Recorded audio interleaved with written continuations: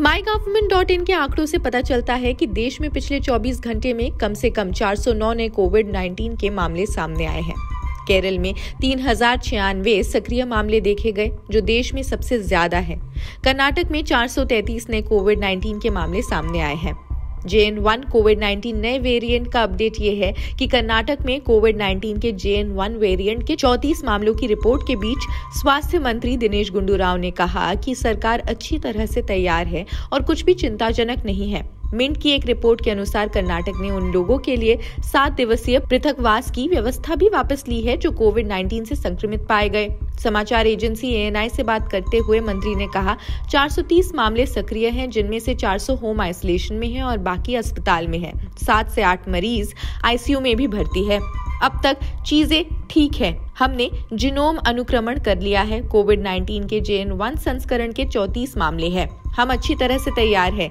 कुछ भी चिंताजनक नहीं है। अधिकांश मामले बैंगलोर में है।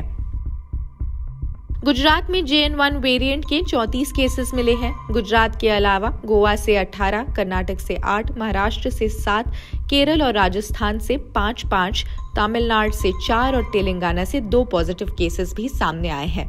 हाँ, एक वेरिएंट है JN1, बट उसका अभी तक इतना रिसर्च सामने नहीं आया कि वो पहले से इतना इन्फेक्टिव है या क्या है। अभी रिसर्च चल रहा है। अगर हुआ भी तो आई डोंट थिंक सो कि इतना ज़्यादा फैलेगा। इंडिया में तो सबको वैक्सीनेशन दिया हुआ है और इंडिया का इम्यूनिटी स्टेटस भी हाई है। लाइक फॉरेन कंट्रीज़ में जैसा मतलब डेंजरस सिचुएशन हुआ वैसा यहाँ नहीं हुआ, क्योंकि यहाँ का इम्यूनिटी लेवल हाई है and vaccination drive was also good and there were 2 vaccinations. तो आप लगता नहीं कि फिर से जो कोविड-19 आया था वो आएगा? नहीं, मुझे नहीं लगता कि ऐसा जो 2020 में जो सिचुएशन हुआ था उसका रिपीटेशन फिर से होगा, लेकिन सबको अलर्ट रहना चाहिए। Mosque is like even before I am a biker, so since way back since 2008-9 I am wearing mask because of pollution. So mask basically protects you from the dust. Now these dust particles may be carrying a lot many things, and you are getting protected. But wearing a mask for 24 hours, then that is harmful. Why? Because I presume it's harmful because the things which are thrown out naturally from the body, they are locked inside the body. मेरा तो लगता है अभी ऐसा कोई डर हम लोग को है ही नहीं।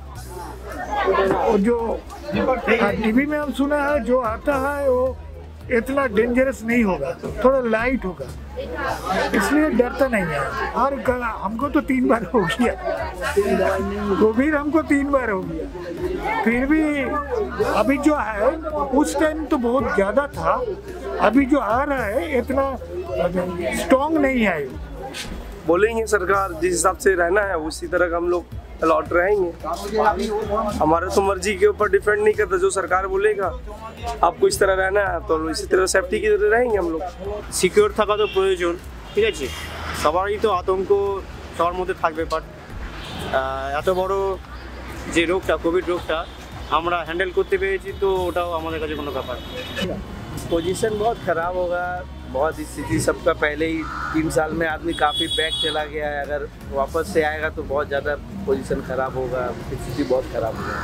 पहले तो जो बोल रहे थे प्रिकॉशन तो लेना पड़ेगा, उचित है लेना, पर ऐसा माहौल मेरा ख्याल से लग रहा है कि नहीं आएगा। अभी इम्यूनिटी ग्रोथ कर गया है, ऐसे माहौल नहीं आएगा। जो डरने जो पैनिक सिस्टम था वो आदमी का हट गया है आदमी से, तो ऐसे नहीं आएगा। साइंस भी काफ़ी डेवलप कर लिया, कुछ तो प्रिकॉशन ले लेगा गवर्नमेंट, कुछ नया कुछ बोलेगा, पर उतना फिर से दोबारा पेंडेमिक का पीरियड में जैसे हुआ था ऐसे नहीं आएगा।